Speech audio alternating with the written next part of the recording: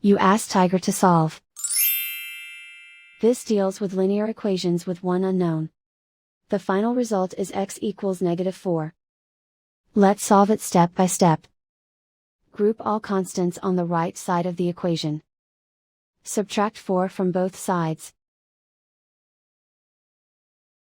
Simplify the arithmetic.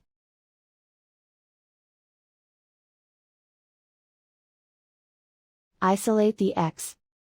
Multiply both sides by 2. Group like terms. Multiply the coefficients. Simplify the fraction. Simplify the arithmetic.